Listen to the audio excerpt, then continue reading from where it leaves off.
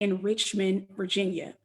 As you know, the Black Religious Scholars Group has been holding a series of conversation under the title Black Lives Matter, Making It Plain. For many of us who have been battered by the whirlwind of a bitterly contentious and painfully polarized Trump era, we are reminded of the words of the late religious historian and activist Vincent Harding, that our struggles for social justice and human liberation exist on the crossroads of hope and history. This year's BRSG webinar series focuses on Black religious leaders, scholars, activists who seek to encourage our faith communities to recover resources from our past in order to rescue our present and redeem our future. Many of you know that hashtag Black Lives Matter emerged first as a protest hashtag developed by three young Black queer women, Alicia Garza, Opal Tometi, and Patrice Cullors, in 2012, initially as a knee-jerk response to the killing of the 17-year-old Trayvon Martin in Florida and the troubling acquittal of George Zimmerman. Since that time, along with numerous deaths of fallen Black bodies to police brutality, Michael Brown, Trayvon Martin, Eric Garner, Renisha McBride, and so many more, since 2012, 2014, and even until 2021, Black Lives Matter has reignited a Black resistant movement with a blending of innovative cyber and concrete demonstrations with a continuing aim to use the body as a means of protest to make Black Lives Matter in America.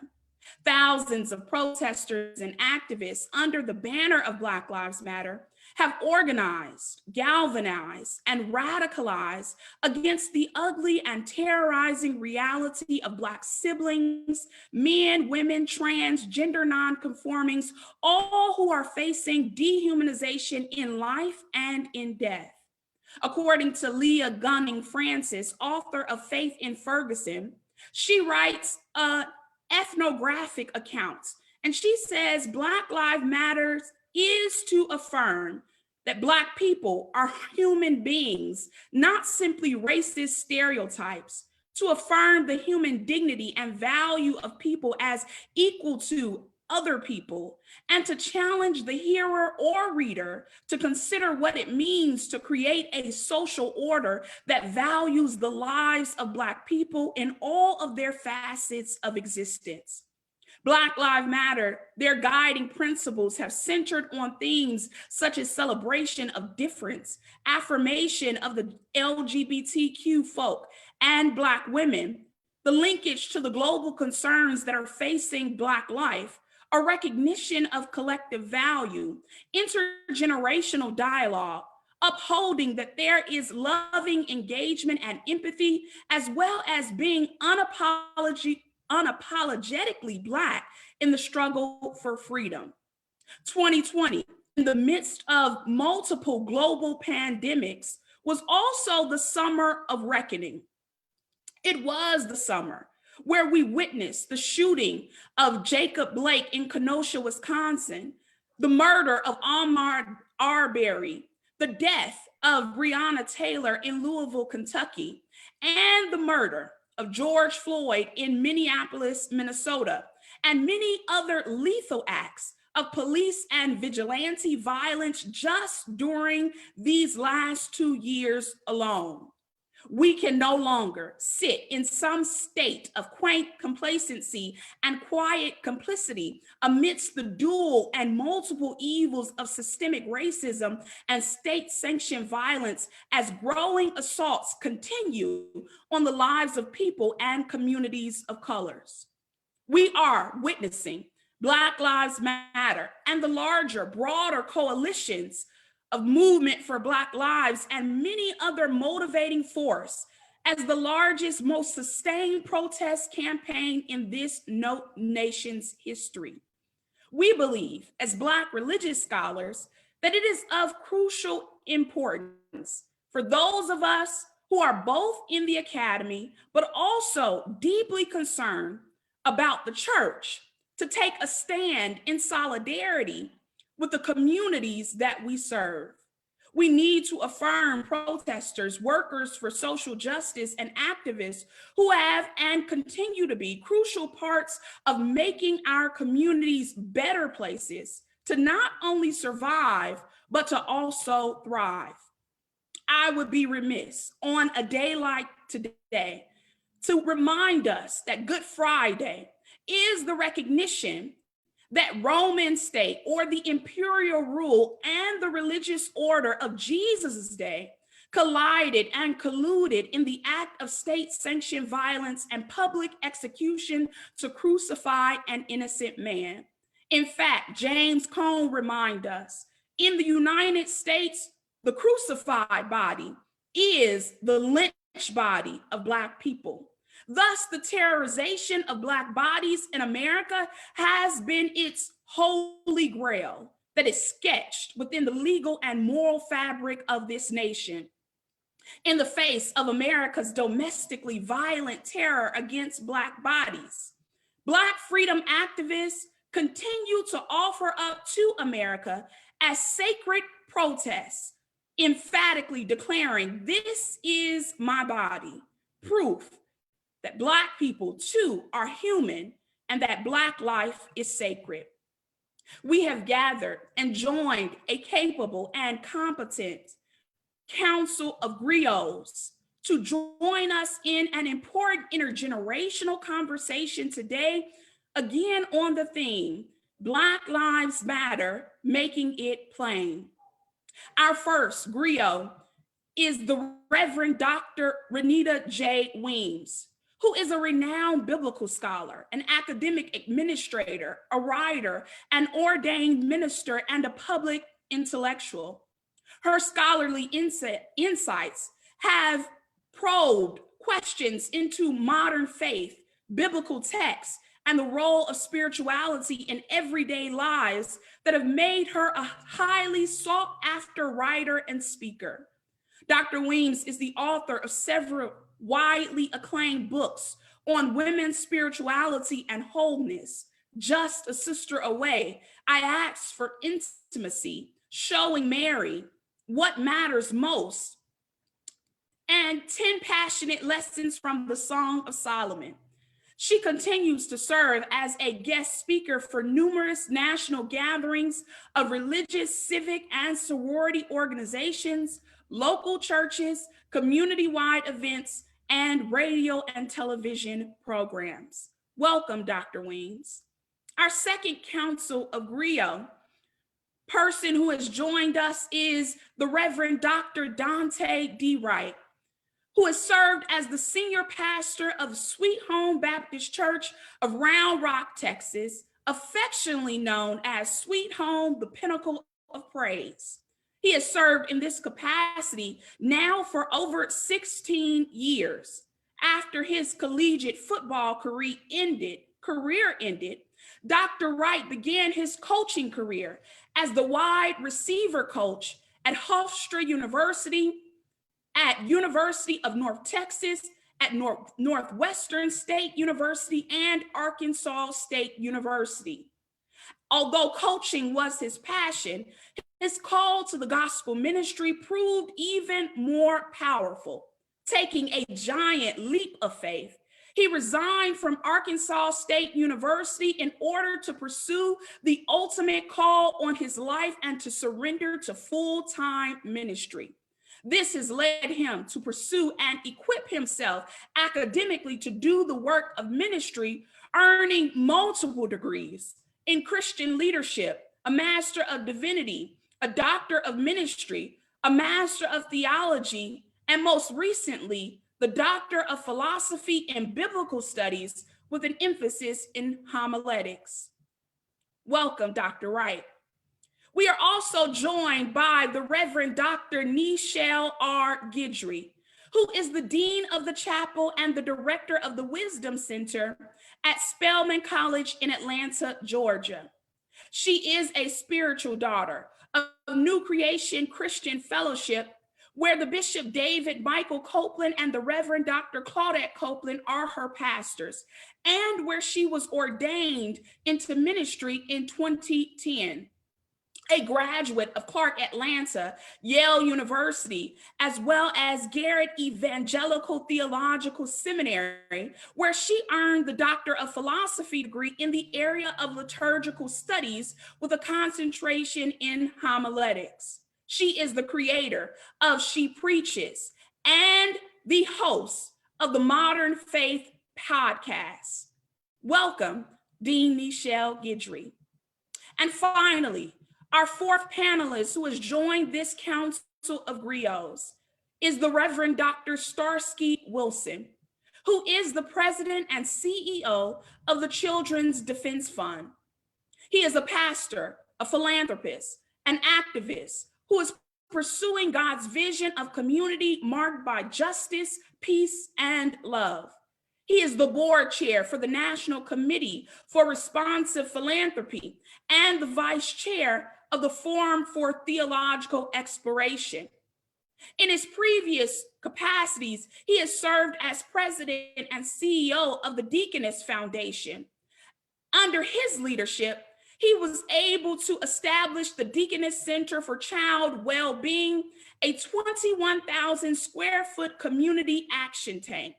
From 2000 to 2008 to 2018, he pastored St. John's Church, the Beloved Community, which is an interracial, inner-city congregation related to the United Church of Christ.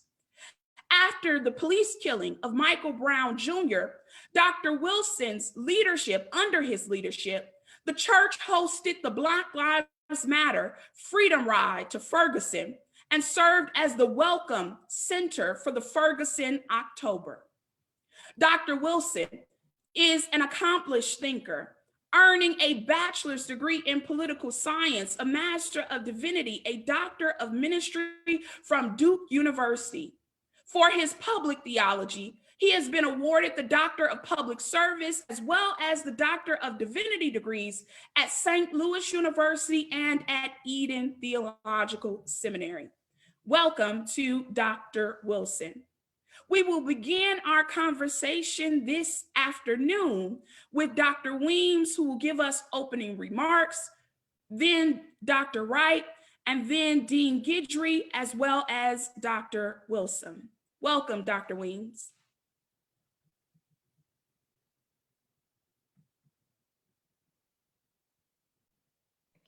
Thank you very much. I can't begin to tell you how pleased I am to be a part of this panel and how innovative and how different this is for me to spend Good Friday on a panel like this. And I think that this is the times in which we live, and it is the appropriate kind of panel for us to kind of probe and ask some important questions here on this high and holy week in the Christian calendar, but also this very special day that focuses in on human suffering and God being on the side of, or being in the midst of our suffering.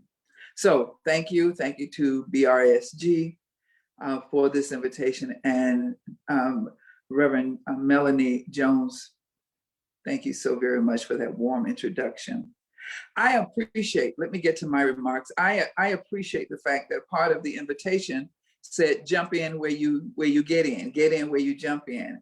And you all ask us to think about the topic and to just kind of approach it at wherever we are at this moment, and whatever, however we're thinking about issues of Black Lives Matter, social protest, and this particular strange era that we live in, even this era of the pandemic. So here is where I am. This topic fascinates me and why I said yes. Here's the question that I continue to ask myself: why do so many young people become activists for social justice? What is it about movements What is it about young people that young people, in particular, in this case, Black Lives Matter organization, the movement, is the young people are the force behind it, and important wind under the wings under this wind. So I began this way. At its height in the 60s, the civil rights movement drew children, teenagers, and young adults into a maelstrom of meetings, marches, violence, and in some cases, imprisonment. I wanted to go back to that period because obviously I was too young to be a part of the 60s social protest movement, but I have always been a student of that era, and I would cut my own teeth in terms of being a thinker and an activist of sort will be the following decade. But that always for me is my touchstone. So permit me to let that be my touchstone. So asking the question, why do young people, what is it about young people in particular? Why do young people become activists? And certainly as I observe Black Lives Matter and watch the kind of bravado, the strength, the focus, the energy, the innovation of these young people, the commitment, the drive, it reminds me of what I know about the 60s. So permit me to draw to look at that phenomenon. Asking the question, why do young people become activists? I was looking early at a Black History Project, oral project, where Joyce Latner, a civil rights icon herself and a sociology, begins to answer this question for me. And she said in her interview with the Civil Rights History Project, the movement, Student Nonviolent Coordinating Committee, she's largely talking about SNCC, but just the student movement itself was the most exciting thing that one could engage in. I often say that, in fact, she says, and she coined the term, the Emmett Till generation, that hers was the Emmett Till generation. And she talks about that it was an exciting time to have been born, and it was an exciting place there in Mississippi for her to have been raised.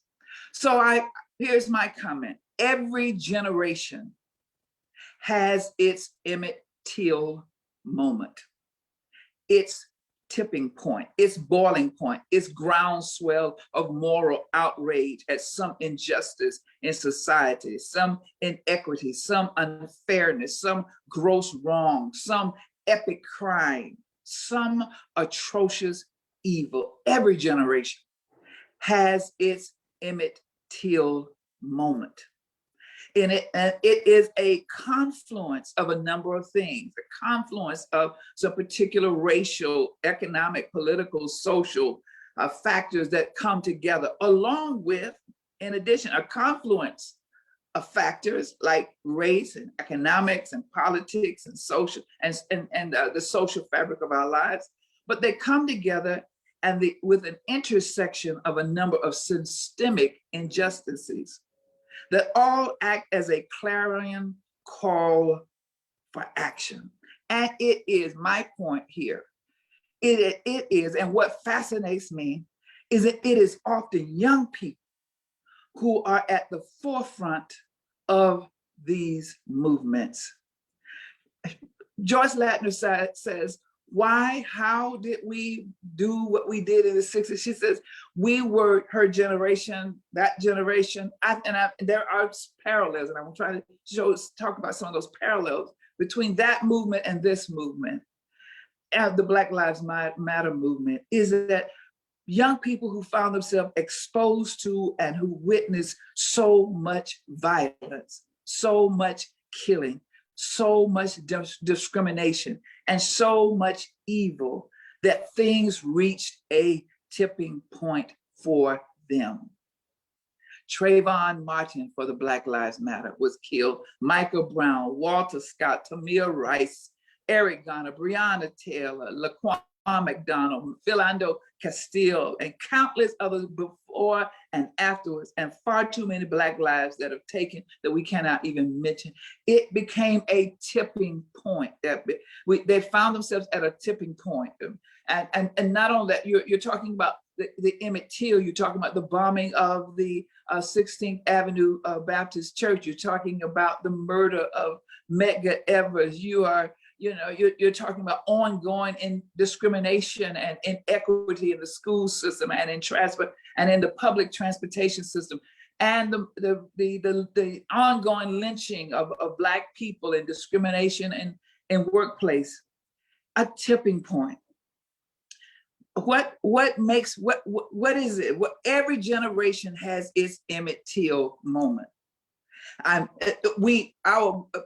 take it to South Africa, our image of Nelson Mandela is of the elder statesman as he walks out of that prison, and the man that he would become as the president. But he was a young man. He and Stephen Biko and others, they were young men, Biko even younger than him, young men who were galvanized as a part of the anti-apartheid movement. The Soweto uprising became an epic fight that contributed to the end of apartheid. I'm drawing some conclusion. Young people, yes, young people.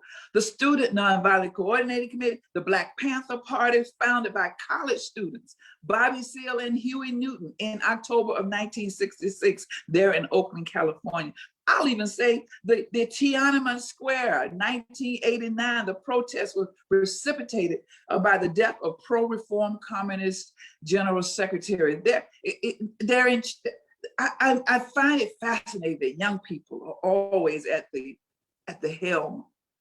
Why young people? I think, as Ladner says, because of their energy, their optimism and hope, their energy, their recklessness, their energy, their sense of immortality, their energy.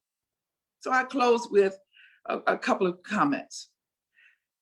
We all are familiar with the song by Sweet Honey and the Rock, and where Bernice Reagan takes snippets of Ella Baker's speeches, the godmother of the Student Nonviolent Coordinating Committee, the mothering force behind it, the one who was a bridge between LCLC and SNCC, and gave the young people a space where they did not have to be subject to Martin King and others, but they could do their own thing. And she says, to me, young people come first.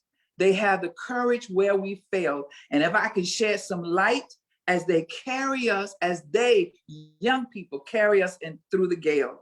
The older I get, the better I know that the secret of my going on is when the reins are in the hands of the young who dare to run against the storm.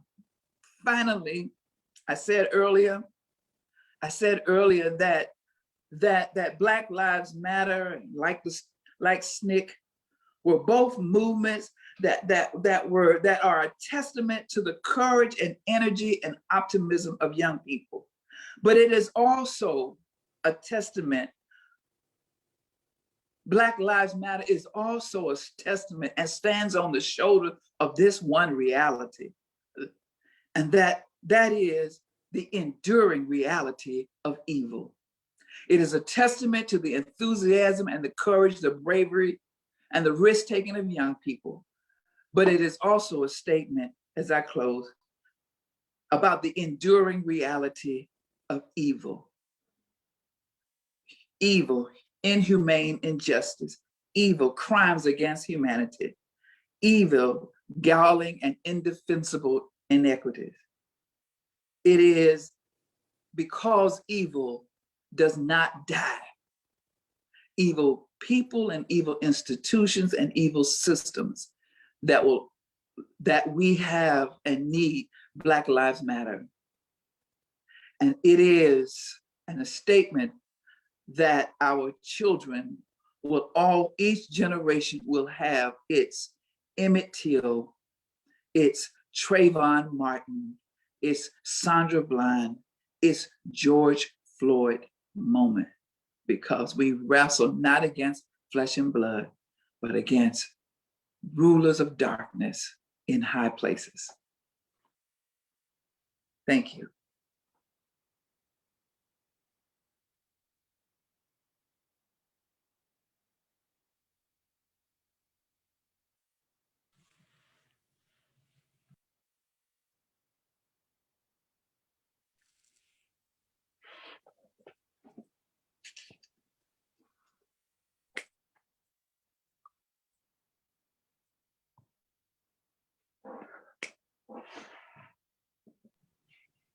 welcome Dr. Wright as our next presenter. God bless. I am so thankful to be able to share on this wonderful platform, to be with these wonderful scholars, people who have been kissed by nature's son like myself. And so we're so grateful, and for the Brain Trust who have put this together. And I just want to be real brief and short and be right to the point, why Black lives really matter and how to make it plain. It matters to me so much because when you look at me, I resemble that of Blackness. And I thank God for my Blackness, and Black lives matter so much to me because I see that Black America is under the terroristic assault of these yet to be United States of America. And so when I look at Black lives, whether young, old, whether male, female, you name it, our dignity and our humanity is being assaulted on a consistent basis every single day. It's almost like there's no progress in these yet to be United States of America. But yet I still hope in Jesus Christ. I have hope in God that yet we can still continue to fight the good fight in spite of the being traumatized about why we see things the way we see them.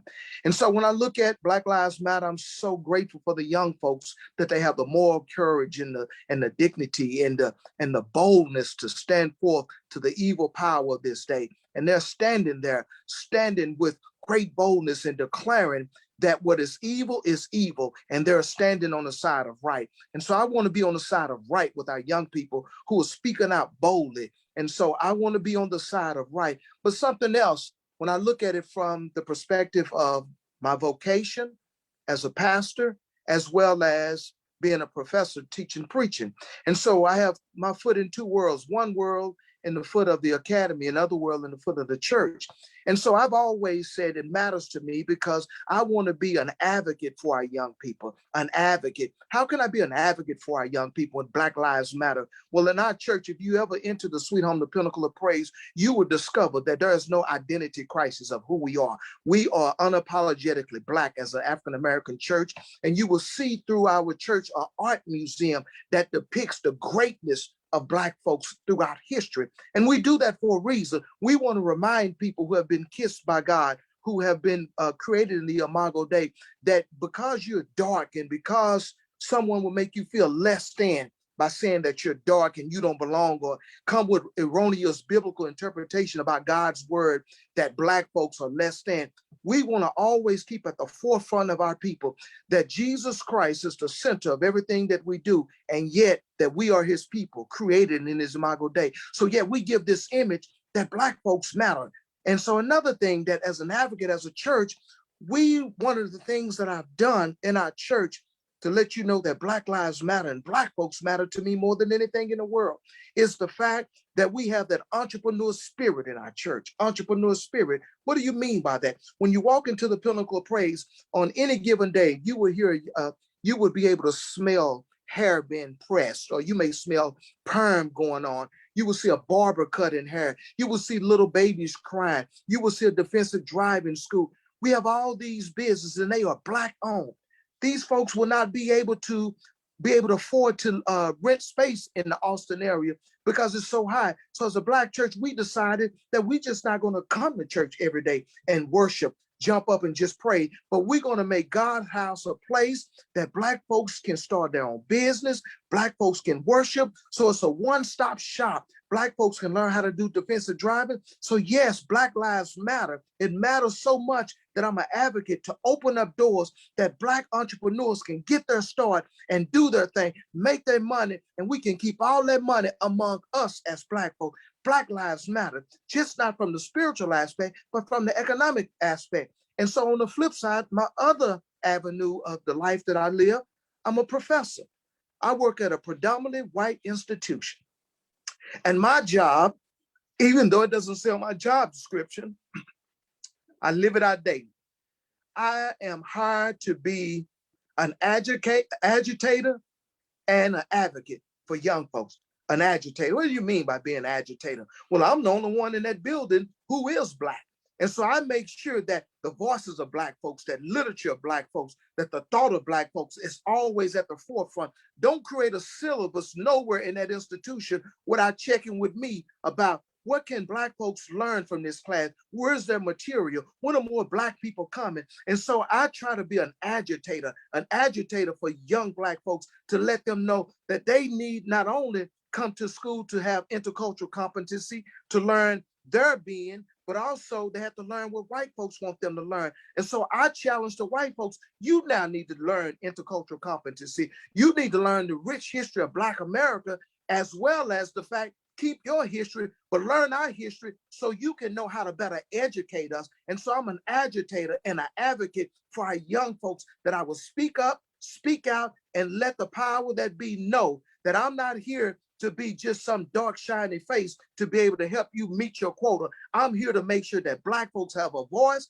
they get educated, and they know that their lives matter. That's what I'm here to do. Agitate, and advocate all at the same time. So that is my purpose. That's what Black Lives mean to me, for someone to get off the sideline, get into the playing field, and be an agitator, and an advocate for our young Black people today. God bless.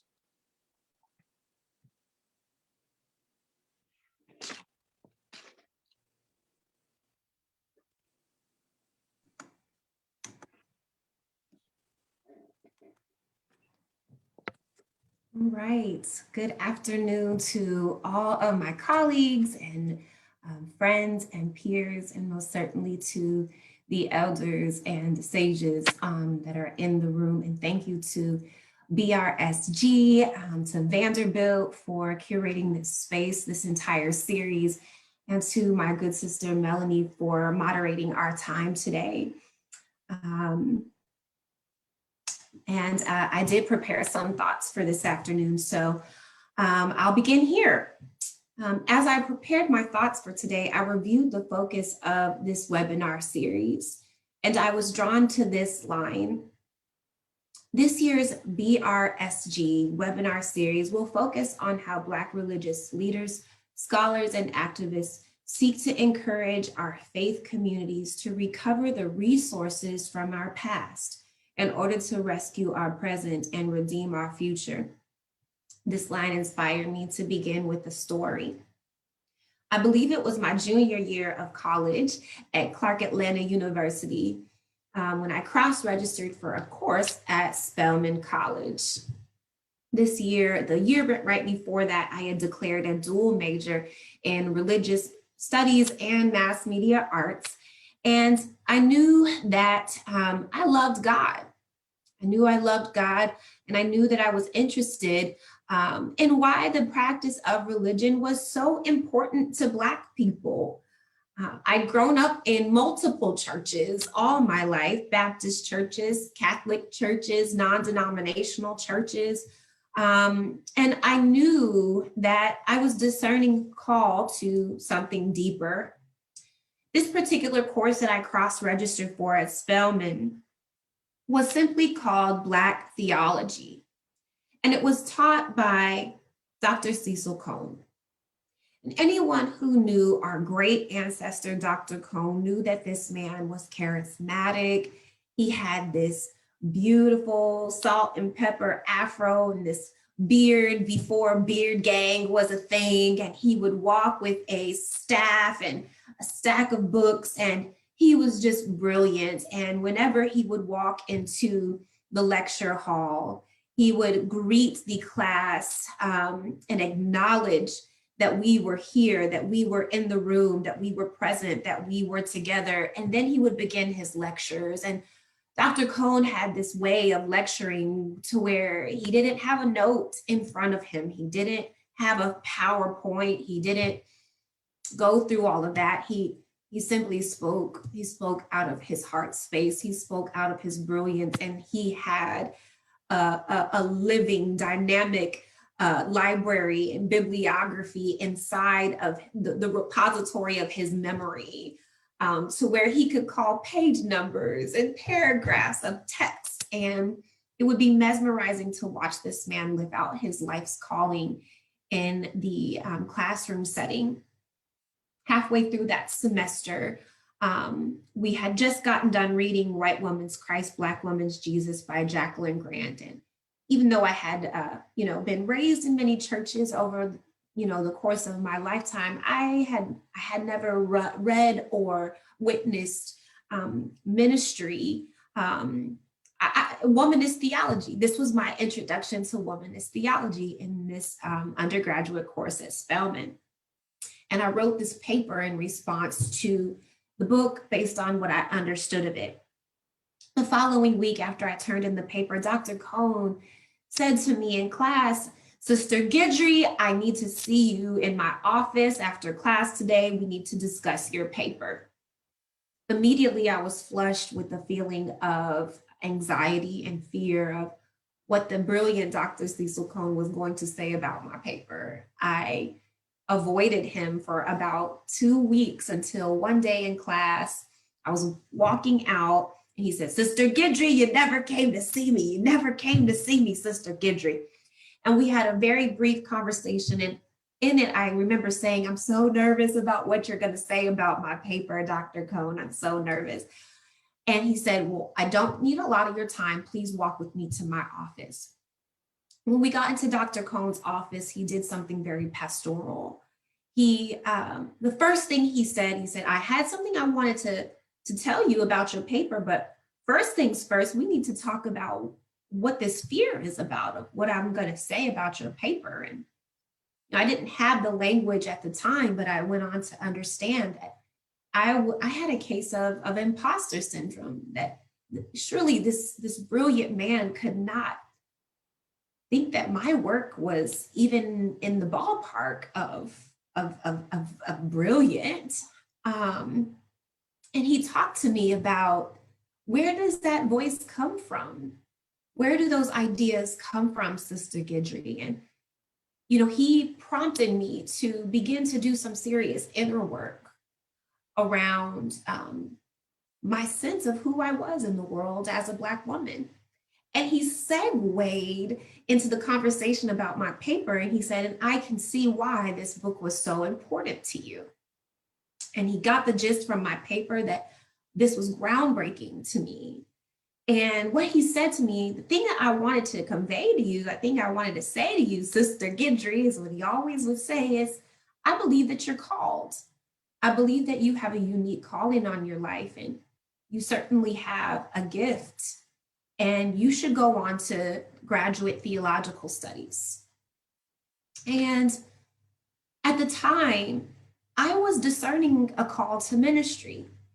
I didn't know what my ministry was going to look like at the time, but once again, I knew that I loved God, and I knew that I loved Black people. I knew that I loved being Black. And if you want to speak to Black people, if you want to have your hand on the pulse of what Black people are thinking about and going through, you've got to locate yourself within the church.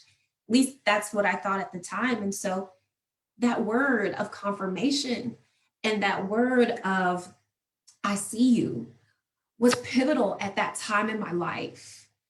And we're speaking today about these intergenerational realities and these intergenerational possibilities, if you will.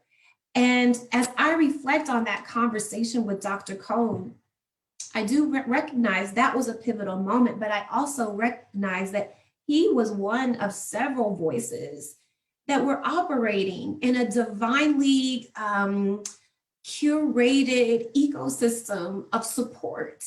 It was a variety of advisors and professors and even friends who were speaking into my life at this time when I was earnestly praying to God, "What would you have me to do?" And as I have thought, I've gotten off script, but I'm going to try to get back on it. But when I think about the role of Black institutions in nurturing the spirituality and moral witness of Black thinkers and activists, I think about the way that Dr. Cohn saw me. Think about the way that Dr. Dunstan saw me. I think about the way that Dr. Belicia Diamond, who's now one of my predecessors as the previous dean of chapel at Spelman, they saw me, a young woman with a calling, but struggling to discern the calling due to these self-deprecating scripts that come from living in an anti-Black world, in an anti-Black misogynoiristic world that will cause young Black girls, young Black women to believe that we are not worth it, believe that we are not able, believe that we cannot, fill in the blank. And this is why representation matters. And I will forever be grateful for Dr. Weems and for all of her cohort that went before us that modeled a possibility beyond the inner scripts of the imposter syndrome. I believe that the role of Black institutions is to see our Black thinkers and activists, to see them, to see the divine deposits in their lives, and to create and operate in ecosystems of support as young people are willing to discern, working to actualize, and working to survive. Seeing is sacred work. And this is sacred work that I now get to do as the Dean of the Chapel at Spelman. It's being able to see my students in the here and in the now, and also see them in the future. And to be one of God, prayerfully many voices that get a chance to create or to help them to discern the path in between the present and the future. I have more, but I got my time mark, so I'll stop there and save my remaining remarks for our conversation. Thank you.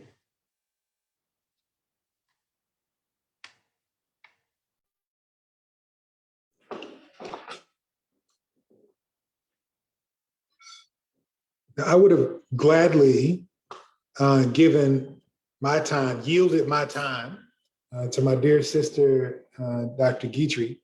I'm honored to have the opportunity to be a part of this gathering of griots, to learn and to sit at the feet of my sisters and my brother.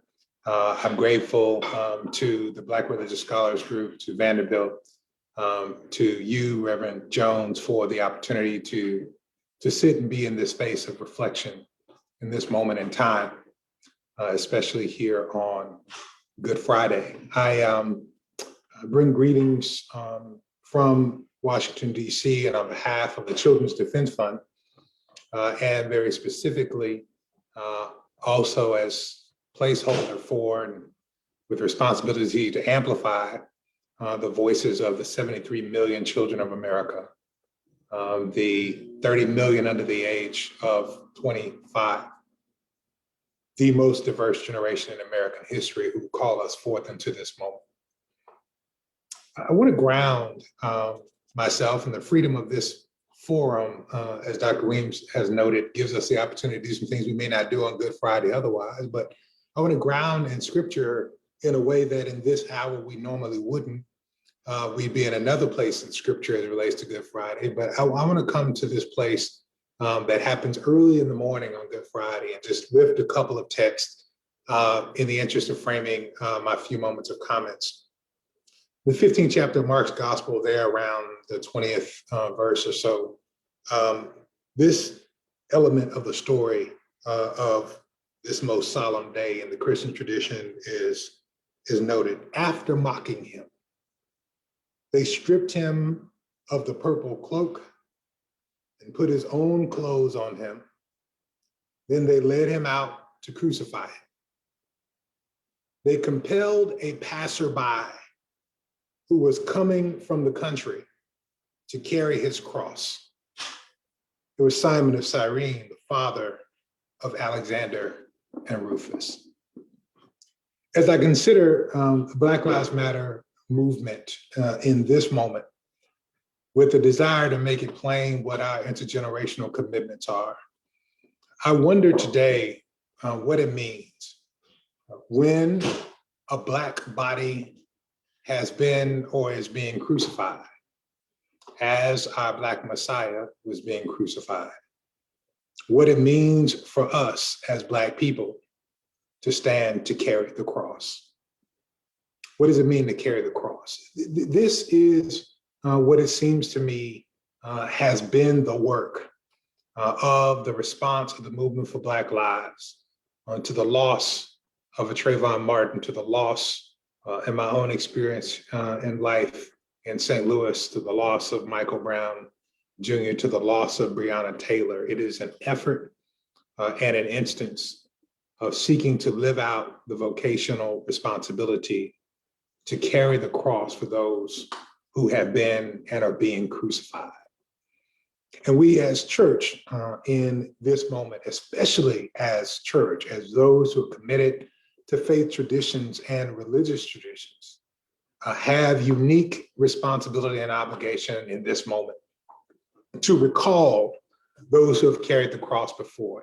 And I want to tap into a little bit of the conversation that Dr. Reams has opened up for us. Because I understand my own self to be called, my own story as tied to these moments. It wasn't until the midst of the uprising in Ferguson that I began to consider what it means to be a faithful steward pastor in this moment of another expression of the cycle of anti-Black violence, uprising, commissional or community response in a moment.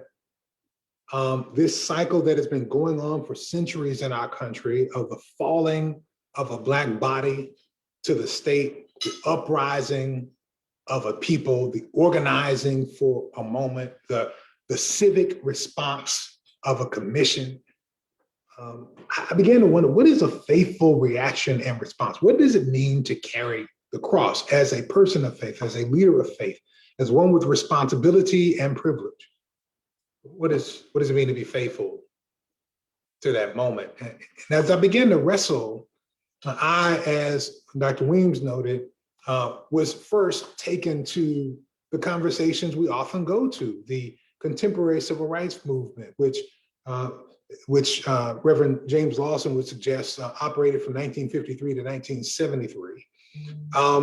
But my journey began in 1976. And I began to see that maybe it wasn't as faithful for me in this moment to look back there. Maybe there was something else. And as I began to wrestle with what it means to respond faithfully in my own story, my story began in 1976. In 1976, the summer of 1976, when I was born, was the same summer when Hector Peterson, a young schoolboy in Soweto, was shot by police when young people there were declaring their own independence from having to learn the language of the oppressor in their schools. And he was cut down, and the image of kin, of community, of family carrying Hector Peterson forth was the image. It was there, Dr. Williams' Emmett Till moment. It was the image of Hector Peterson that mobilized and motivated a new generation of movement and activism against the apartheid state, the anti-Black racist state in South Africa. And that is the summer when my story began. And I began to wonder whether there was something more faithful for me to look to as one who did not live in the civil rights era, did not have memory of it. Was I being so narrow in considering America that I didn't think through the story of my Black brothers and sisters in South Africa? And did I have some obligation and responsibility there? In my own story, it was when I was in high school in 1992 that the LA riots occurred. And maybe I was missing something that was to say from the reality of the story in this moment. Was there something that rose up that we don't often lift up that may also have taproots to connect to the BLM movement or to inform my own faithful witness? And what I came to consider after some study and searching was the words from 1992 of Manning Marable, when he was writing about a renaissance of Black progressive politics. And he suggested in 1992, quote, how do we revive the sense of militancy, activism, and independence within African-American politics as we enter the 21st century at the time? He suggested organizationally, we need several new kinds of institutions. First and perhaps foremost, we need a new student nonviolent coordinating committee, a youth-oriented formation which taps the energies and abilities of the hip hop generation. 1992, a militant Black youth movement directed and led by young people themselves could target issues of violence in a more effective manner. This is what he called for then in 1992, and quite frankly, he got it. Responding faithfully to the moment of those uprising, there was the gathering of something called the Black Community Crusade for Children, where faith communities, where religious leaders, where scholars gathered together, principally in many cases at Alex Haley Farm in Clinton, Tennessee. And they rose up, created the space for something called the Black Student Leadership Network, which operated effectively for over the course of about 6 years, working with the support of the Children's Defense Fund, with those who are working across the country in groups like Policy Link, leaders like Jeffrey Canada, who went on to establish the Harlem Children's Zone, and leaders from the church like Reverend Dr. Otis Moss Jr., trying to get our folks to hear the challenges of our children by mobilizing young people's voices to speak of and for themselves. Responding faithfully to crucifixion and carrying the cross within a new generation means setting up the supports for independent voice, organizing in community and using all that we have, the resources of our faith and our religious traditions, but also the creative impulses of Black joy, the reality of our capacity to engage in the market with the Black economy and enterprise as well, in order to stand up independent voice of a new generation. This is responding faithfully to crucifixion by carrying the cross.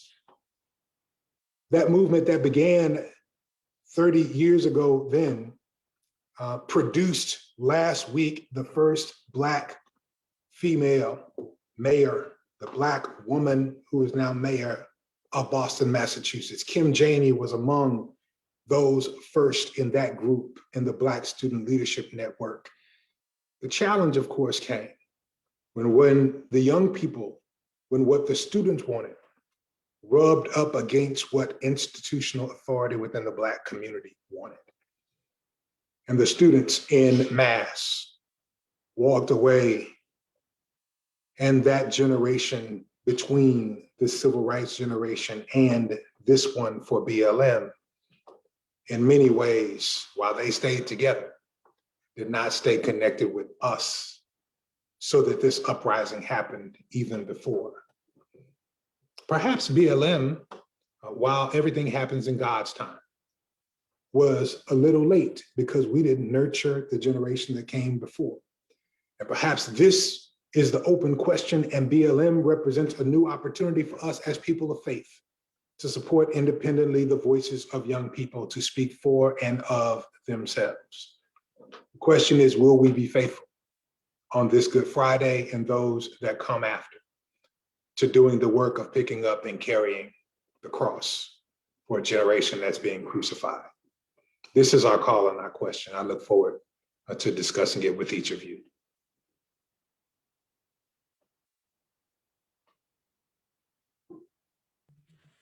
What powerful conversations that we've already begun to have with our Council of Griots here.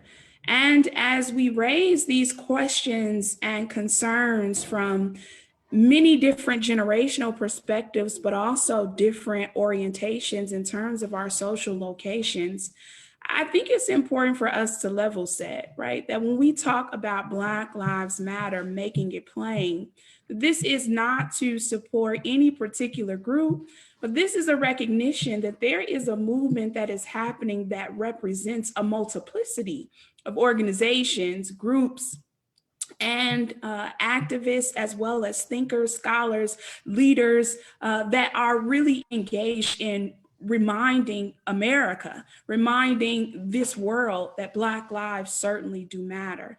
And our Council of Griots have certainly framed that for us on this afternoon. I am thinking particularly about the fact that this is Good Friday, and we are at the beginning of April, right before Easter, April 4th. That is also another kind of reminder for us in our own Black social history of the assassination of Martin Luther King Jr., which reminds us again that not only are these stories interconnected, but that there is and has been a fight for Black lives that is historical. Dr. Weems, when I heard you talk, I'm thinking about this question. How did we get here? I know from your work that you often say that every generation has the capacity to blame the generation before, but we know that this fight for Black lives has been 30 plus years, let's say 400 plus years in the making. What lessons do we need to learn from our past freedom fighters?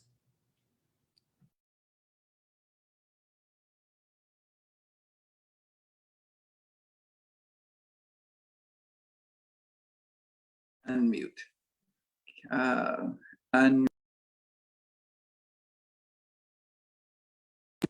Okay, all right. I wasn't sure if I was the one muting myself or if I had been muted by your elves in the background, but thank you.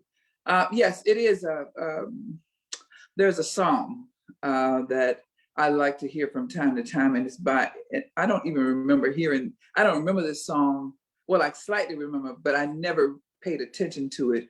But it begins with the word, every generation blames the one before, and all of their frustrations come beating on your door.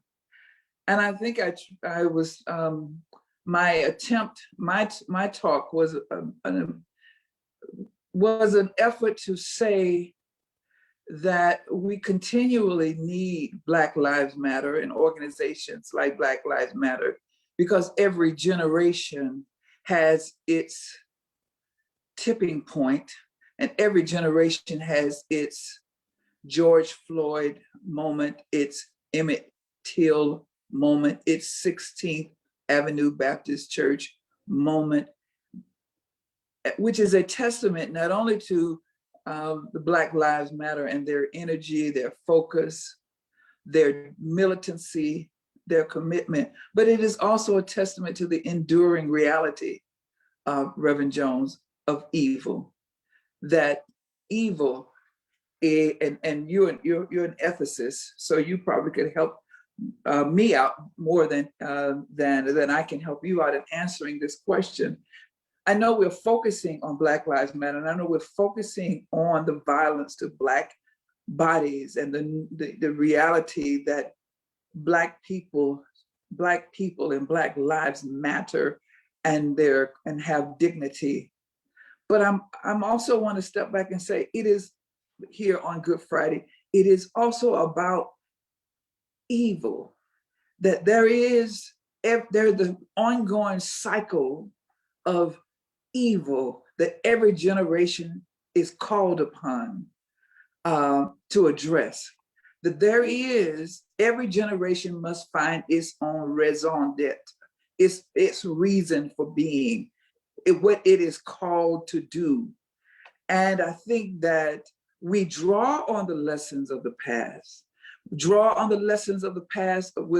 what I was trying to say, of having the importance of having someone like Ella Baker who says, no, let these young people speak for themselves, and they need a place to do their own work. And Martin King and others of you cannot impose what you want to do on SCLC on these SNCC kids.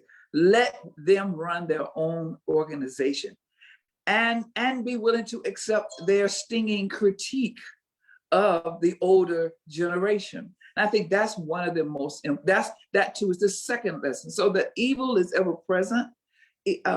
Crimes against humanity are ever present. There is this ongoing cycle of hate against Black and brown bodies, but there's also the importance of recognizing every generation, part of part of growing up is to individuate yourself. Those of us who have children, who got adult children in particular, know that part of what it means to be young is to step back and criticize the present generation or the previous generation. That's just part of growing up until you get to a certain place and you are better able to look at maybe the value and the lessons of the past. So I think that those are the things that to me are so very important, that evil is real and it's enduring and it has to be continually fought.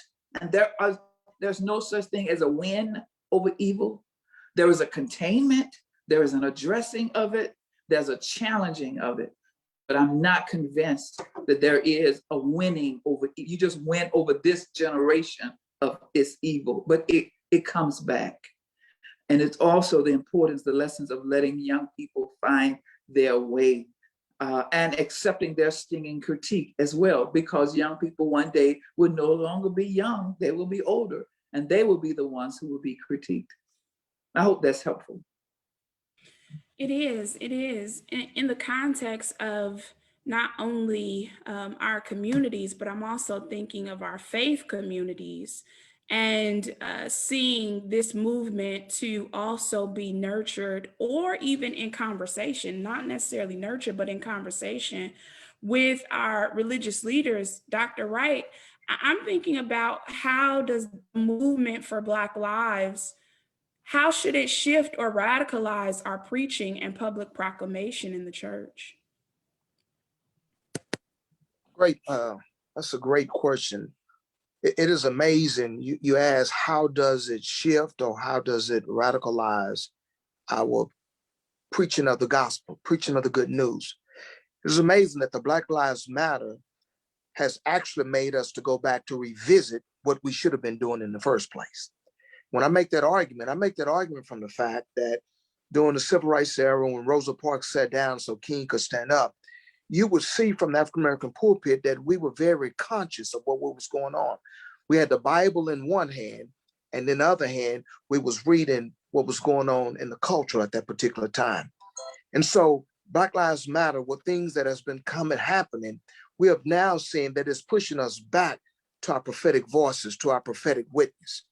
And that was a big vacuum after the death of King in 68. When you just pay attention to in the area of preaching, you will discover that after King passed off the scene, then the next greatest voice that Black folks really began to follow was a prosperity gospel voice. And it's almost like we went away from this prophetic preaching to hearing Reverend Knight talk about having all the finer things in life. And that just amazed me when I just read history and Black preaching. And it was almost like that was just an empty void. I'm not saying that our Black preachers are not preaching prophetic today. You have brothers like Willie Francois, you have Freddie Haynes, you have Jeremiah, you have Otis Small, you have those guys doing it faithfully. But for the most part, we have really gotten away. We've exchanged the gospel in the aspect for entertainment and for notoriety. And so the Black Lives Matter has been timely. We hate the reality that Black bodies have been found in the street dead to make us go back to preach about those areas. And then for some of those who are very, very conservative and they make that argument, how can you get up and preach a social gospel?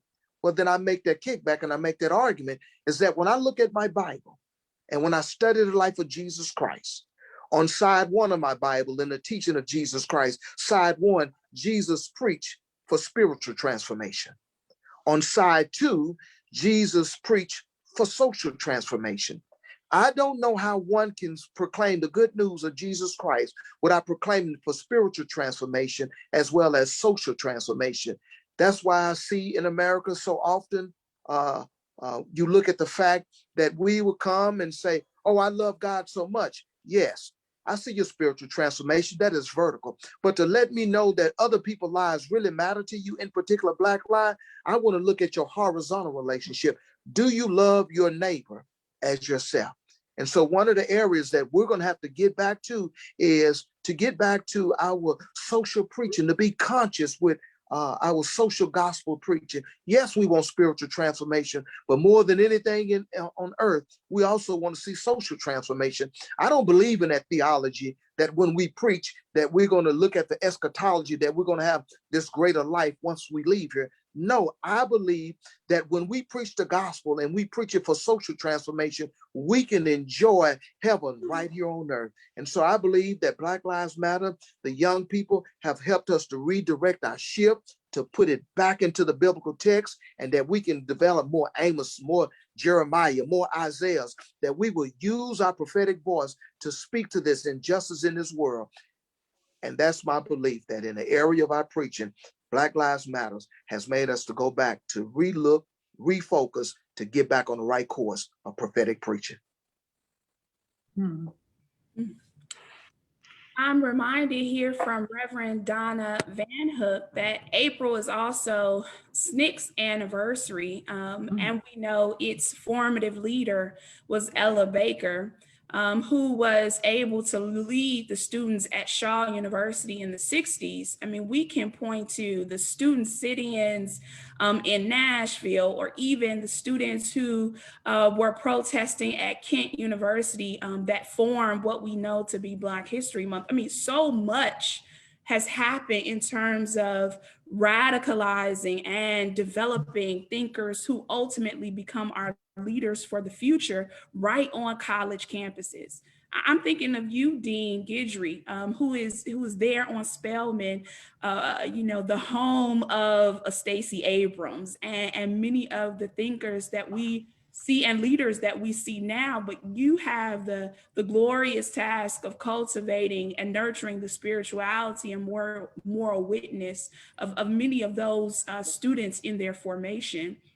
What is the role of Black institutions to cultivating this kind of leadership?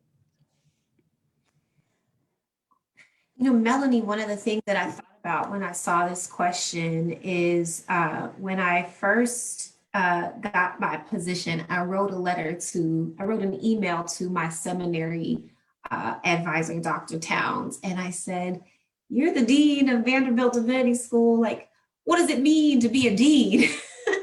And I found myself at this place where I was just like, I need to source some wisdom, and like looking through my life and being able to see who can I ask for guidance.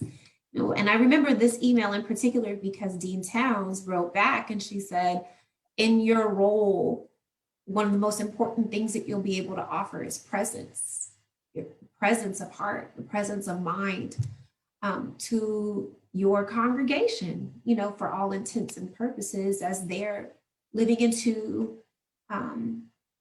their identity and feeling that out and going through that process. So one of the things that I feel like our institutions can do is to take pride in the work of holding space. We don't always have to be the ones that are leading the space. We don't always have to be the ones that are dictating inside the space, but it is sacred work to make space available. When we think about some of the assets that we have inside of our communities, Black churches have property and sanctuaries and fellowship halls, and the members have homes where, these are sites of, in previous eras, of some incredible organizing. And they are still sites of profound processing and meaning making. What is unfortunate about many Black church sacred spaces is that they're heavily policed by some very toxic ideologies, biases, phobias, that make it really hard for the church to position itself as a safe space, for the church to even make the case that it is a safe space anymore. We saw something really interesting emerge this week when a hip hop artist by the name of Lil Nas X basically gave us, an artistic rendering of his religious trauma, years and years of being told that you're going to hell for who you are, for being same gender loving, for expressing your identities in the way that you do. And so the man literally made a video of himself descending into hell.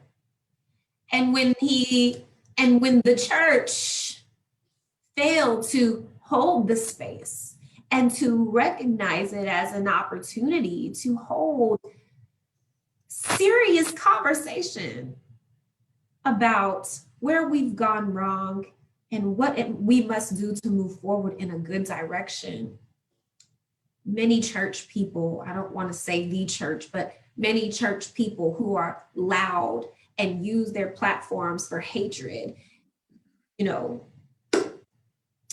stated their position. And what ended up happening was so interesting, because while we're talking about Black Lives Matter, we have to talk about the context of this is happening in the context of a cancel culture, where young people, while we're energized and deeply imaginative, and we're at the helms of these iterations of this movement, we're not about to continue to play these respectability games, and give this deference to these institutions, these places, these people that have never shown a reciprocal deference for the humanity of the young people. They will cancel you. They will no longer attend. They will drag you, as they say, in these streets. And then they will clap back. They will have a rebuttal. And the rebuttal has introduced itself as the rebuttal has been everything from, instead of going to church, I'll go to brunch with my friends. That, when the millennials were the hot topic, 5 to 7 years ago, it was about brunch. But now it's the creation of altogether alternative spiritual communities. And it's even down to, if that's how you want to respond to my art, I got a Satan shoe for you. There is a contentious dialogue that is happening, that if it weren't for the perpetuation of this antiquated homophobia, I'm gonna just say it, transphobia, the antiquated patriarchy that are still operative in so many of our churches. If it weren't for these, I would say that these were maybe natural evolutions of African-American spiritual communities. But right now, we're caught up in a fluctuation of canceling and clapping back. And I just think we've missed the mark. One of the things that I think about in the future, about Black institutions nurturing nurturing the spirituality, nurturing the brilliance of Black thinkers and Black scholars, we've got to create spaces where people can come in their fullness, where people can come in and not have to leave an aspect of themselves at the door of entry. How do we do that? The prompting in the event description was about resources of the past, unearthing those resources, trying to bring them into dialogue with the present. And as I think about the institutions that have been most life-giving, it was inside of those institutions, something that was signature was a deep concern for how are you? How are you doing? How is your spirit? How is your heart? It was like the church inside the church. When the youth pastor, actually showed an interest in the young people, not for their own platform and their own notoriety, but because they were concerned with the generativity of the gospel, and concerned for the people. I find it in my ministry, and I'm wrapping up, but I have found that the most powerful moments and the most effective ministry, particularly in this pandemic season, have been in reaching out. Hey, I saw you on Zoom. You didn't look like yourself. Can we schedule some time? I just want to check in and see how you're doing. And giving people a chance to say what needs to be said, to say what has been muted, what maybe they can't say in some other space. Holding the space is very important. And I think if we can practice that a little bit more without an agenda, outside of check on your people, there might be something in that. Yeah, I hear you, Dean Guidry, talking about the kind of affirmation or declaration of Black Lives Matter cannot just be a call against kind of intercommunal issues in terms of, white supremacy that is somewhat outside of the Black community, but it is also a recognition that must happen intracommunally in terms of reminding our Black institutions that Black lives, all Black lives matter, and our experiences should be valuable as we see everyone as holy and sacred and made in the image of God. Dr. Wilson, I think we talked about the generational kinds of questions in terms of our adults, from elder to more contemporary, folks. But I think in the context of children, what shall we tell our children? How do they are also hearing and listening to these accounts, watching the trial of George Floyd. I mean, it is a trial that, even though it's for Derek Chauvin, it seems as if George Floyd is on trial, right? So they're watching all of this at play. What do we tell them? How do we cultivate their voices in these efforts towards Black liberation? Yeah, no, I really appreciate this question. This week, my oldest son turned 16. And I recall that in the August of 2014, we were wrestling with the realities of the uprising in Ferguson. I was driving errands after school, and I picked up the boys from school. They were small enough at that point, the three of them could fit in the back seat of my little Volkswagen, which was a sedan at the time. And I drop by the cleaners after I get them, put the stuff in the back, and turn on the radio, turn it up to be able to hear the news on what's going on the ground, how things moving on the local radio news. And my son, who at the time was about 9 years old, says that every time I hear about Michael Brown, my stomach starts to hurt. Right? What he was suggesting to me, right? My son, yes, little Black boy in America, which means, quite frankly, he is always in risk. But the other social indicators that we know are good for children, actually the most significant social indicator for the well-being of children is the level of education of the mother. And so my wife is a dentist who's now back in school, right? Well-educated, well-prepared, gonna care for him. He has access to social gifts, graces, and opportunities that many young people do not. But he is experiencing in his body the result of the trauma and toxic stress of hearing. I never took him to protests at the time, of hearing. He was never with me in the midst of the uprising. He knew what I was doing. People stopped him because we share the same name. People stopped him about some of the things I was doing publicly, but hearing it made him hurt. And so I think part of what we have to do is we have to do what I did in that moment, which is we have to give them freedom and license. I said, anytime you hear about this, anybody talking about it, you have my permission to leave the room, so that he could set his own boundaries.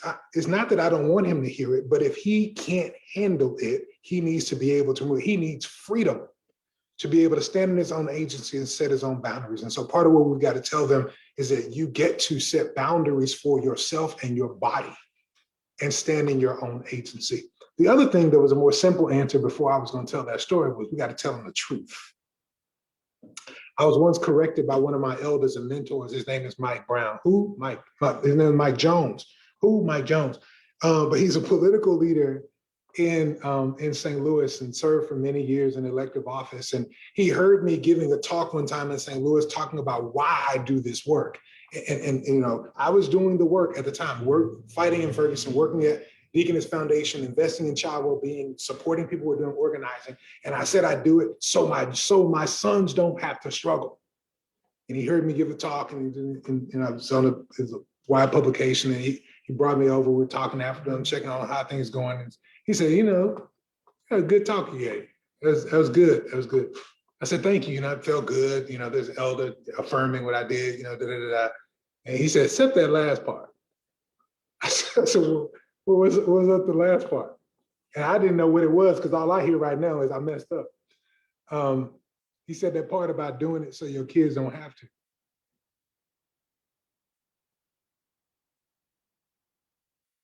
They're going to have to.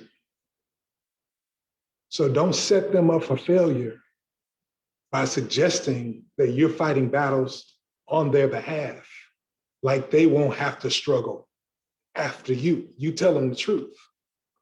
You're going to fight as far as you can fight and as long as you can fight, and you have to prepare them to fight. So we have to tell them the truth about white supremacy and white nationalism. We have to tell them the truth about the realities of our own limitations, the toxicity of our own masculinity. We have to tell them the stuff that we wrestle with that helps us not to fully see their identity.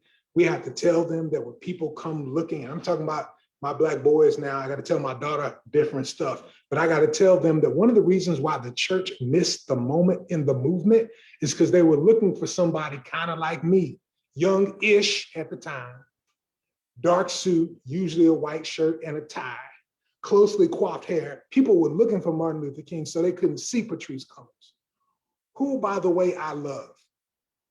And in this moment where we wrestle with what it means to be leaders in a movement and what it means to be faithful, and in this moment where we stand in the midst of critique of some of these leaders, we also have to say, for those whom we know and love, that we love them.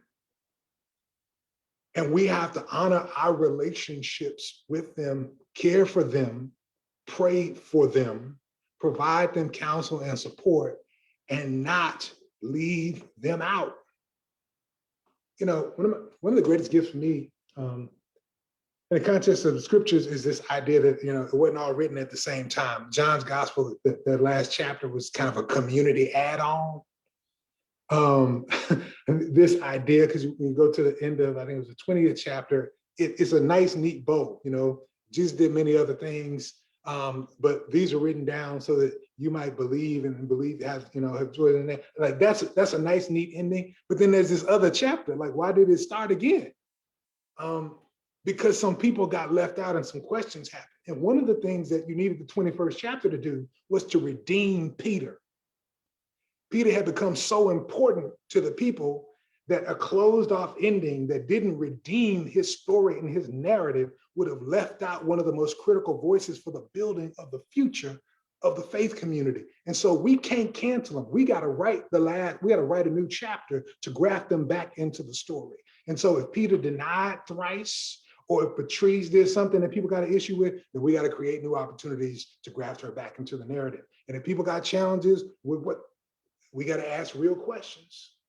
And we have to use, it's been a principle of mine, we have to use the extent of our privilege that we gain from the respectability of the institution to guard and to guide our folks. So that, yes, that's for our children. In the context of BLM, it's for our kin, no matter where we find them. And so I got to say, because I see what's in the chat, I love some of the people who are being critiqued right now. And I love them enough to be in prayerful conversation with them. And I've been in those conversations over the last 2 weeks, and I refuse to cancel my kin. And that has to be the posture of the church as well as we get to this moment. What do we need to tell our children? We need to tell our children that they have agency, they can set boundaries, and they can speak for themselves. What do we tell our children? We tell them that they will have to struggle. And so they need to prepare for it. And we tell them about our own frailties and our own faults, so that they know that they are not outside the realm of redemption when they have challenges themselves, but we will be here to love on them, to walk with them, and graft them back into the story. And our obligation to our children is to do the difficult work, and I'm wrestling with this now, to do the more difficult work, I'm going to argue, of building prophetic institutions to care for their future, than to give prophetic articulations about the present. And so I'm working hard. I've inherited a powerful mantle from Marian Wright Edelman in the legacy of her care and work for children.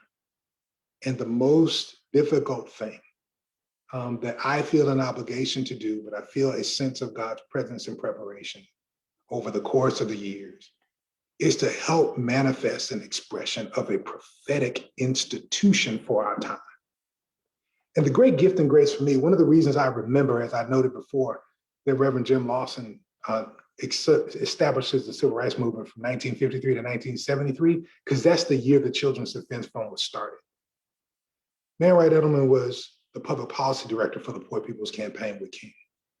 She was on the ground in the Mississippi Freedom Summer with the Legal Defense Fund. And she decided to start a movement for children as the next expression.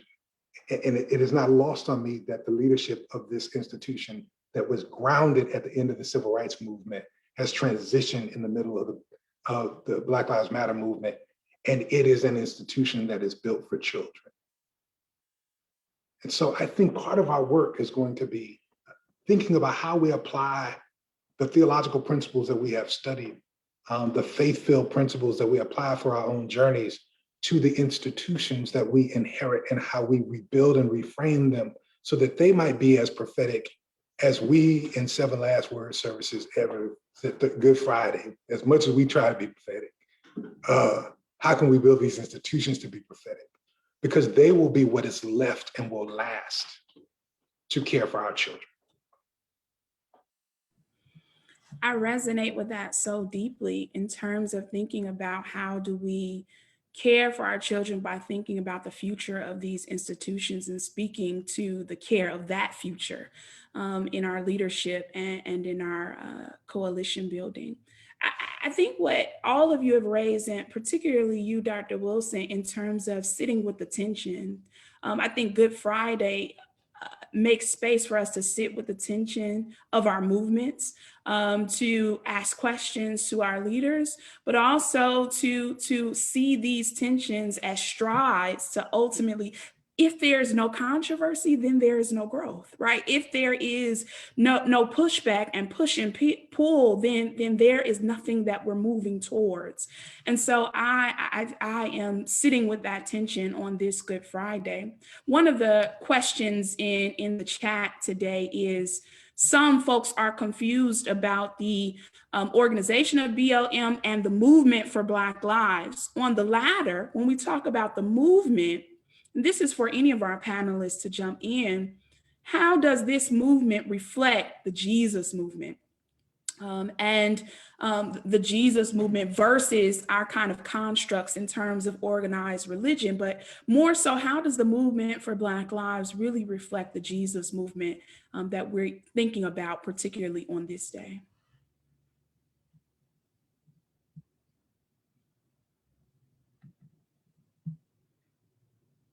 Anybody can jump in.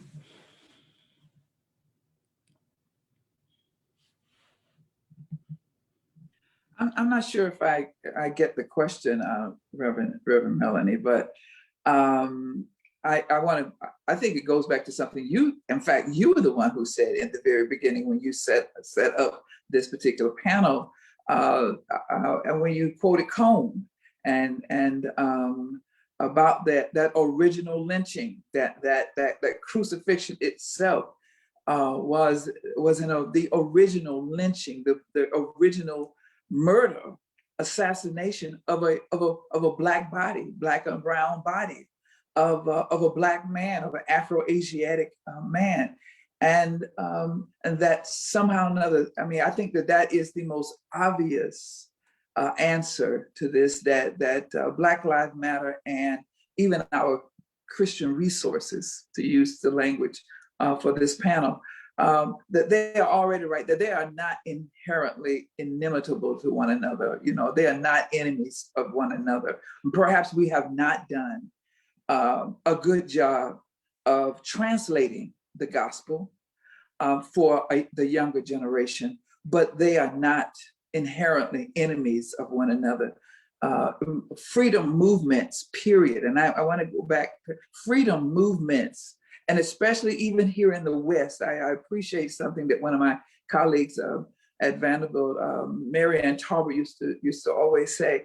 Even our understanding of whatever hope is, it is still influenced by Christian language. Whatever our understanding of justice is, the very language of justice, the very language of hope, the very language of repentance, remorse, forgiveness, transformation, it's still very much so shaped by Christian imagery, Christian language, even when we walk away from the church, even when we become downright anti-church, anti-Christianity. The truth of the matter is we're still shaped by that language, and that language, the language the institution that we are angry at, we resent, is the very institution that has given us the language to imagine a new future, a new world. John, was on the Isle of Patmos, and I saw a new heaven and a new earth. That even our imagination of this, whatever this new, I think that where we have all failed, and Black Lives Matters included, along with the church, along with churches, period, along with religious language, period, is that we don't do as much constructive work. So I don't know which one the panel said it so beautifully. We do extremely well with deconstructive work, and even deconstructive work about what is happening right now. I mean, we all got the lingo down, you know, we all got the multi-syllable terms to use, and intersection now, we got all the lingo, you know, and even sometimes I'm just dizzy by all the alphabets and all of that. But when it comes to, and so what world are you proposing, and what would you like the new world to be? What are we arguing, Reverend Wilson? I mean, what are we telling our children is the world that, what is our vision of the future, I guess is what I'm saying for all of us. And I think that's certainly my challenge, that after we have done, you know, the 3 steps in the hymn and all of that, have we concluded with, and here is the new heaven and the new earth that we are imagining. A day when, I mean, without quoting King about when all God's children can walk together, the children of slaves and the children of ex-slave masters, blah, blah, blah, blah, blah. Okay, at least that was an attempt to imagine. And I think the reason why that message continues to endure is because he at least, limited as it may have been, or very churchy as it may have been, it was an attempt to say, here is the world I am fighting for. And I think that is our challenge as the church, to translate that for the Black Lives Matter young people, and help them understand that we are not enemies, and that they themselves are, whether they ever walk into a church, we're still shaped by that language. And I do want to add this one little comment as well, as an aside, to just throw this in as I get ready to close. Let's not fool ourselves to think that even back in the civil rights era, the church was welcoming to SNCC, was welcoming to all these young people. I mean, they claimed they were going to hell according to the pastors themselves. This wasn't even trans or same gender loving people wasn't even on the issue. I mean, we've been sending people to hell for a long time. It had nothing to do with your sexuality. So I think that there's been at least one estimation, and maybe 10% of the churches, if that, 10% of churches across the country embrace the civil rights movement, embrace King, or embrace all of it. Embrace it means they open their churches to it, incorporated as a part of their own kind of preaching and teaching, et cetera, et cetera, et cetera. So let's not act like somehow or another the church has done something this year, during this era right here, that it has never done in terms of preaching people into hell. And at the same time, now let me just say a little bit about Black Lives Matter. You're not the first generation either that has walked away from the church. You're not the first generation that has been angry at the church, denounced the church. Like I said, that's part of youth. You denounce your tradition. You do. Every generation blames the one before. That's what you do. Now time will tell. And maybe I will not be here, but time will tell if it is a permanent divorce.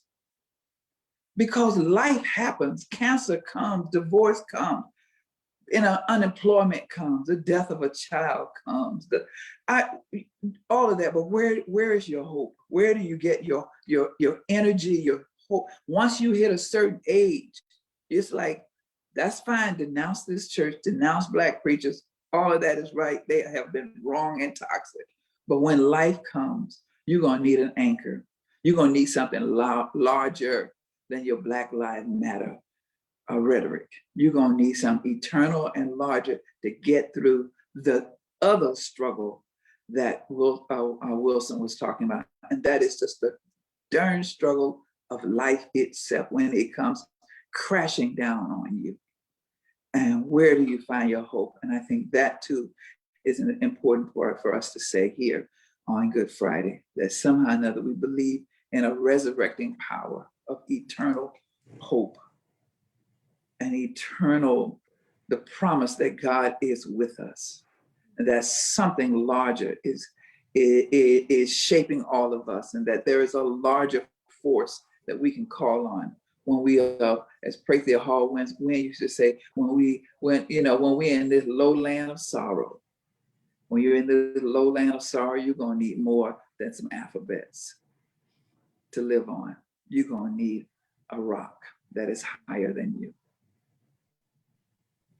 I'm looking at our time here and wondering if we could just make space for Dr. Wilson, Dr. Wright, Dr. Guidry to give us some closing remarks as we close on this afternoon.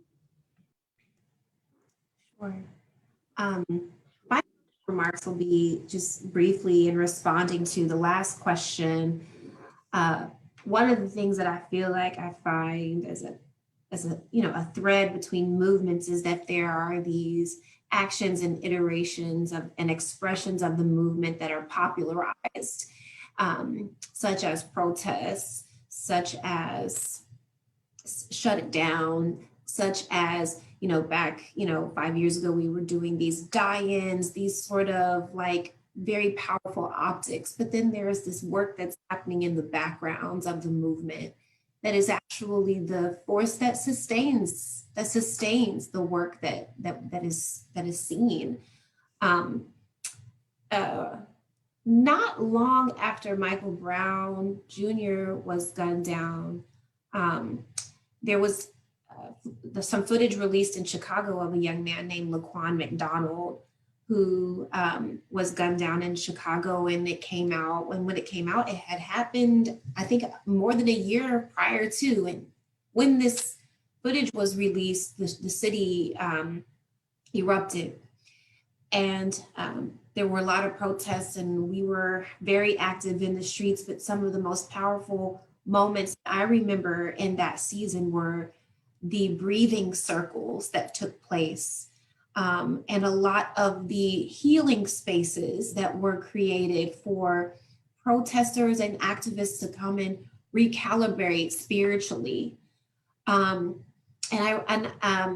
know Dr. Stephanie Crumpton is currently doing work on activist spirituality and embodiment of healing among activists.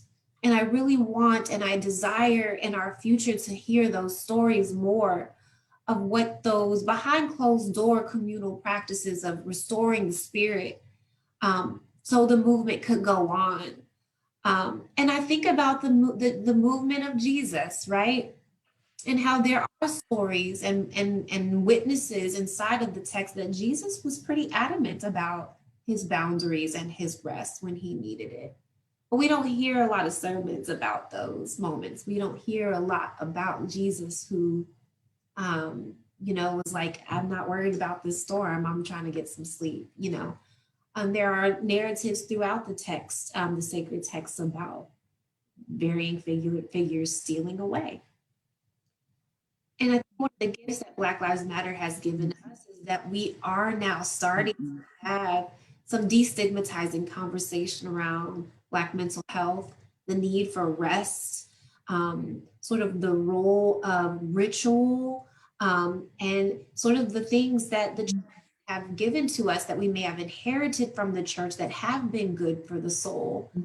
And so as I'm thinking about the sort of intergenerational component of this conversation, I think back to some of the quiet moments that I would witness my grandmother, Vivian Evans, sitting at her table with her cup of coffee, humming some hymn.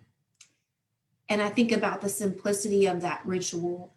And I feel like we should really write about our inner lives, the inner lives of the movement, the inner lives of those of us who are in these movements in various capacities, and how the inner life has supported what we're able to do on the outside and in the public square. I really appreciate that. I'll jump here in order to give Dr. Wright the final word here.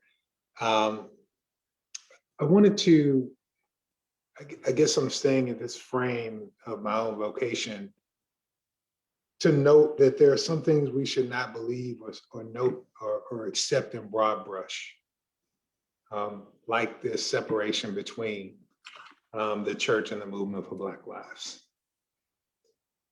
In the midst of responding to the call for space, nobody was looking for a church, they were just looking for space for the Ferguson uprising over the course of that last weekend in August of 2014. What I found from the hundreds of young people that came, first coordinating from the East Coast, Darnell Moore, a clearly called minister with a theological degree from one of our institutions who have been shaped and nurtured by the church. From the West Coast, Patrice Cullors, who began her work organizing against the carceral state at the age of 16, but undergrad decided, seeking perhaps an articulation of hope or perhaps nurtured by traditions, that she would study theology. And at the church, although she had been in conversation she had been in conversation with her before and organizing across the net in teams, she met for the first time at the church her dear sister and co-founder, Opal Tometi, who came to the United States because her father was an associate pastor of a church. And so their African family came to the United States of America to be rooted in a faith community because she was so deeply committed. And some of the toughest fights she had in the movement was trying to fight off these really churchy, deep evangelicals who told her that she wasn't a Christian. This is an expression in a movement that is of our children. And I say that about people who approximate me in age or just younger than me. But when I say, as we speak intergenerationally, these are the church's children who have birthed an expression that I think very much, to your question, Reverend Jones, approximates in its decentralization, approximates in its movement or in its diasporic growth, approximates in its grassroots nature, approximates in its carving out space for what it called Black joy gatherings as alternatives to worship, approximates a Jesus movement that is at the margins, that is a critique in many ways to a post-Constantinian church. And there we find some of our tension, that this is an image of everyone coming. This consideration of abolition is a part of the conjuring of the image. I love what Dr. Weems has challenged us to. I'll close here. I did a call last year over pandemic with a group of religious leaders that were gathered by the NAACP in partnership with the Movement for Black Lives, trying to help faith leaders wrap their head around the call to defund the police. And so I was there with other faith leaders and trying to help. I was invited by N4BL leaders to talk to my colleagues in the clergy about this call to defund the police. And the best work I could do was to consider the work of Paul, the pastor, and what Paul believed about. There are those who argue that Paul believed that the fall of the empire was going to happen in his lifetime. And the establishment of the churches that he put together were not just for religious purposes, but they were to be the organizing principle of community when the empire fell. And so as he understood it, he was building what a community would look like should empire fall. And I asked the pastors on the call to imagine, to think, to reflect and dream with me if their pastoral work in a congregation was more about building a community that would be how we organize ourselves to take care of ourselves if the empire of American oppression and white supremacy ever fell. I asked them to think about who they would put where and what things they would have to provide to care for the people. And once they had that image in their head, I asked them, now where in your image of God's vision for church taking care of one another should the empire fall? In your picture, where are the police?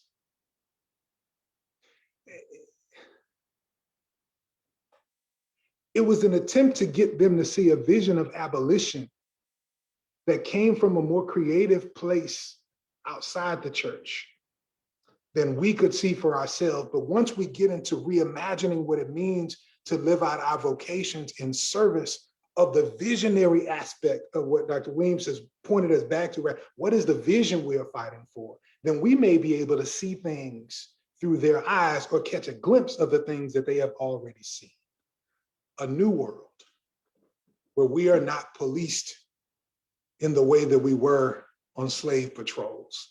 A new world where children sing and dance in safety because they know they are cared for and they don't have to work. A new world where our young people can walk back and forth and greet even their elders without fear or shame. I think there is much we can learn as we imagine with these our children of the church who planted this movement, what God may be calling us all to.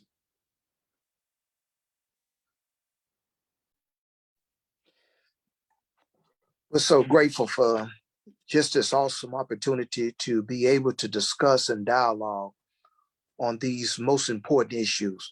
To my wonderful colleagues who have done so well of articulating the passions of their heart. And I want to close in the area of just piggybacking off Dr. Weems when she really brought out that our hope is still in Jesus Christ. And even as we reflect on this day, on this iconic event, as we celebrate on Good Friday, our hope is still in the cross and the resurrecting power of Jesus Christ.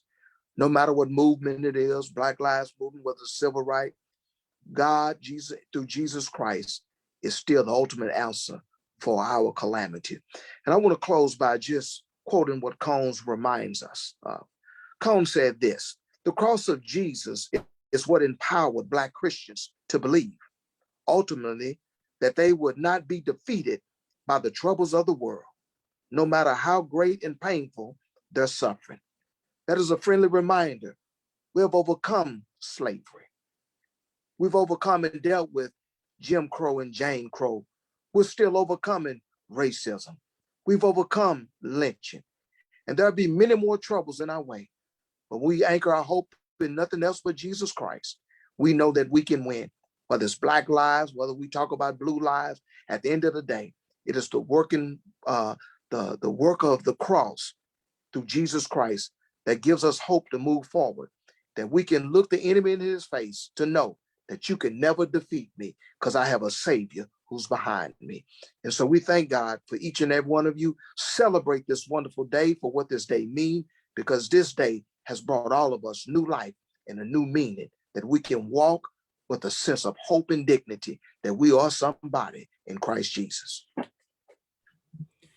I want to just say thank you to all of our panelists, to Dr. Weems, to Dr. Wright, to Dr. Wilson, to Dr. Guidry. I am just knowing, as all of us are preachers, that Good Friday, it's no way that we could have been on a virtual panel discussion on Good Friday in the middle of the day if this was not pandemic. And so a full recognition that the tides have changed, our seasons have changed, and we are not only in a different season of our lives, but perhaps we are bringing and cultivating perhaps a different world. I want to invite folks who are interested in joining the Black Religious Scholars for the next session, and also to remind us to thank our institutional partners who have been helpful in supporting and ensuring this program is possible. I'm thankful for the continued support of the Black Religious Scholars Group, and if you desire to support in any way, the Cash App and PayPal information is there listed. Again, the final webinar, the sixth session on interdisciplinary conversations, will be on May 7th, 2021 at 6:00 p.m. And again, thank you to our fearless leaders in the Reverend Dr. Stacy Floyd Thomas, as well as Dr. Juan Floyd Thomas, to the Black Religious Scholars Group, to Vanderbilt University Divinity School, to all of you who have been here with us on Zoom or on Facebook, and of course to our panelists. Have a wonderful afternoon.